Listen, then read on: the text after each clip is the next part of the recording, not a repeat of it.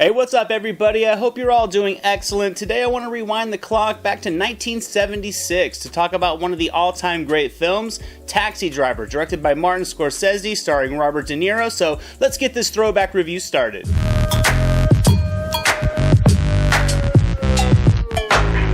The story in this one follows a young, mentally unstable veteran that drives a taxi all over the streets of New York at night. He has violent urges that swell inside of him as he works the roughest neighborhoods, kind of seeing people of all sorts, one of whom being a 12-year-old prostitute that he's going to try to liberate. I definitely think this film holds up very well after more than 40 years. It's extremely well crafted on many levels. If you haven't seen it, I definitely recommend putting it on your watch list. This film was early in Scorsese's career, and it was his second film with De Niro, who was fresh off his Oscar win for supporting actor in The Godfather Part 2. The film has a solid cast overall. A very young Jodie Foster, I think, was perfect for the role of this young prostitute. She was able to really capture that perfect balance of childhood innocence while being at the same time emotionally broken. She really poured herself into this role, and she has a very subtle but extremely natural chemistry with De Niro. They have some intriguing conversations that are very heartwarming at times, and they are also disturbing during others, as the dialogue really alludes to a much darker picture for both the world that Iris lives in as well as the mental breakdown of De Niro's character. Foster as Iris was very endearing. You could feel her pain. It resulted in an Academy Award nomination for Best Supporting Actress at the age of 13, and there's no denying why. Harvey Keitel was excellent as the pimp. He really sells the role completely. He gives off that needed sleazebag persona to make the character really hit with impact. Sybil Shepherd was also very effective in her small but very important role as the object of affection for De Niro's character. I thought they had a fantastic chemistry together, as their short-lived relationship really fuels many of the emotional swings that De Niro's character has. Their conversations really had a great flow between feelings of curiosity to concern, back to intrigue that Shepherd's character feels as she kind of listens to the thoughts of De Niro's character. I thought they were perfectly captured to really make you connect with what both sides of the relationship were experiencing. Which leads us into the world-class performance from Robert De Niro. It's been noted that he worked 15-hour days for a month driving cabs in New York City. He studied mental illness. He visited a U.S. Army base to record conversations so he could pick up accents and speech patterns and phrases, all for the preparation of this role, and it results in a deeply complex and damaged individual with many interesting layers. De Niro pours himself into this character, and his portrayal of Travis Bickle took already fantastic material on paper and hit it out of the park on screen, as well as delivering one of the most famous lines in film history. You talking to me? You talking to me? Then who the hell else are you talking? You talking to me? Well, I'm the only one here.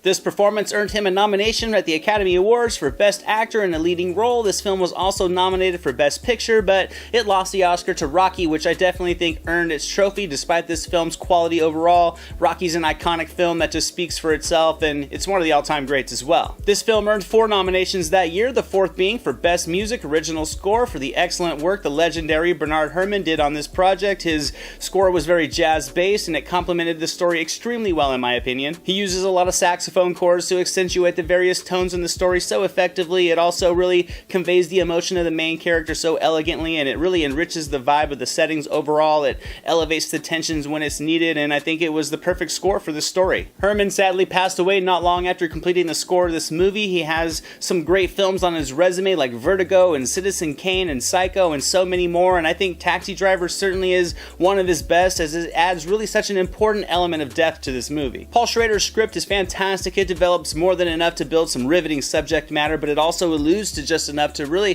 provoke some nice thought while you're watching. The story pace is steady, you can see it's continually developing, and it really keeps you hanging from one scene to the next very effectively. The story is very well thought out and it's layered perfectly, but I think the dialogue is what shines. It's concise, it makes every sentence mean something. Listening to the narration from De Niro as he writes in his journal really opens the door to the mental torment that he's going through so effectively. He's very lonely, he can't sleep, he doesn't fit in with society or relate to people very well. He works in a very dark and seedy world on a nightly basis, and the way this storyline really peels back the layers of his personality is not only riveting, it's chilling because it's really grounded and realistic. Travis Bickle can be anybody. He can live across the street, he can be one of your co-workers, and that's what makes this story hit with such a strong impact. Schrader knows the drama is in the realism, and it really results in a fantastic storyline of a man that didn't mean harm to society but felt like he needed to clean it up for the betterment of it, with violence really being all he knew to really get change in motion. And Scorsese took this cold, moody script and he crafted an artistic and at times elegant but still very raw film. He had a few solid movies prior to this one, but this was still very early in what would become an illustrious career with films like Boxcar Bertha, Who's That Knocking at My Door, and of course Mean Streets, which was his first film with Robert De Niro, but this was certainly his breakout film, and it's understandably so. Scorsese places the camera routinely inside the taxi to get some realistic motion shots that I thought did a great job of capturing the seedy, dark, and drug and crime-filled world that the main character lived in during his nights of driving. He also made a great use of car mirrors that did a great job of capturing the emotion between the characters without the use of dialogue. Scorsese uses a nice combination of panning shots and zoom outs and close-ups to really raise the intensity when needed. He did a great job of capturing the nightlife of New York to really give the film some strong doses of vibrant color. I think cinematographer Michael Chapman, who also worked with Scorsese on Raging Bull, did a great job of balancing both the colder and warmer tones in this movie. And when the violence hits in the closing act, it hits with a ton of bricks. It's gritty, it's very raw, it's realistic, it doesn't hold back, and for a film that builds a slow burn throughout, the sudden burst of suspense I think was a very rewarding payoff. It catches you off guard, and the camera placement throughout the sequence really delivers a visceral experience. And if Scorsese didn't do enough behind the camera, he also makes a cameo as a jilted lover that one night takes Bickle's taxi to go watch his wife have an affair. It gives the film one more ominous scene that was excellent because of the uneasiness created and Scorsese's ability to play a complete creep. I said, what do you think about it? Don't answer. You don't have to answer everything.